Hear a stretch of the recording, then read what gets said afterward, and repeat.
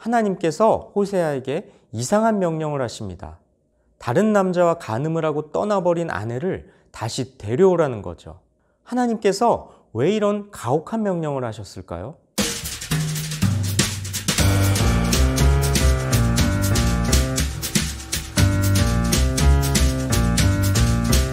여호와께서 내게 이르시되 이스라엘 자손이 다른 신을 섬기고 건포도 과자를 즐길지라도 여호와가 그들을 사랑하나니 너는 또 가서 타인의 사랑을 받아 음녀가 된 그 여자를 사랑하라 하시기로.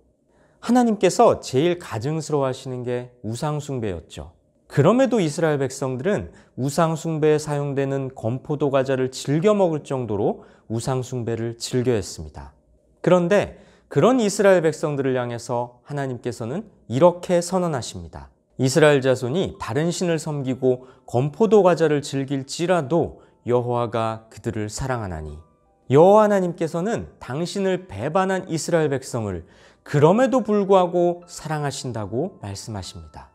하나님께서는 자신을 배반하고 다른 남자와 간음한 아내를 데려오라는, 어찌 보면 받아들이기 힘든 명령을 호세아에게 하심으로써 당신의 애타는 심정을 이스라엘이 깨닫기를 원하셨던 겁니다. 하나님께서는 이스라엘과 마치 부부관계와도 같은 정절로 맺어진 관계를 원하셨습니다. 당신께서 이스라엘의 남편이시고 이스라엘은 하나님의 아내라고 선언하신 바 있죠. 하지만 이스라엘은 하나님이 아니라 이방의 우상들을 섬겼고 하나님께서는 그런 이스라엘 민족을 가리켜 배신자들이라고까지 하셨습니다. 하나님께서는 이스라엘 백성들의 악행을 낱낱이 지적하시면서 책망하시는데요. 내 백성이 나무에게 묻고 그 막대기는 그들에게 고하니 이는 그들이 음란한 마음에 미혹되어 하나님을 버리고 음행하였음이니라.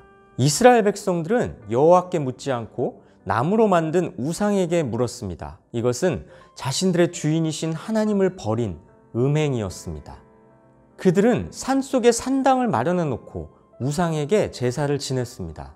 나무 그늘 아래에 있으면 하나님의 눈을 피하기 좋다고 생각했던 것 같습니다. 하나님께서는 그렇게 패역한 이스라엘을 훈계하시고 죄악에서 돌이키게끔 하시려고 이스라엘의 선지자 호세아에게 이렇게 명령하신 겁니다. 다른 남자와 간음한 아내를 다시 데려와 사랑하라. 하나님을 배반하고 떠나 우상과 사랑에 빠진 이스라엘을 향한 하나님의 애끓는 심정을 이스라엘이 알기를 원하셨던 거죠. 오늘날 우리는 어떤가요? 말로는 하나님을 섬긴다고 하면서 실제로는 세상의 기류에 편승하여 살아간다면 하나님을 떠난 이스라엘과 다르지 않을 겁니다. 호세아를 배신하고 떠난 부정한 아내와 다르지 않을 겁니다. 하나님을 떠나 우상을 섬기는 이스라엘을 향하여 하나님께서는 손을 내미셨습니다. 그럴지라도 내가 너희를 사랑한다. 다시 새로 시작하자고 하셨습니다. 그 은총을 깨닫게 하시려고 호세아에게 간음한 아내와 재결합하라고 명령하셨습니다. 하지만 그 은총에 신실하게 화답하지 않는다면, 계속해서 산당에서 제사 지내며 우상숭배에서 떠나지 않는다면 심판하시겠다고 준엄하게 선고하셨습니다. 하나님께서는 선언하십니다. 깨닫지 못하는 백성은 망하리라.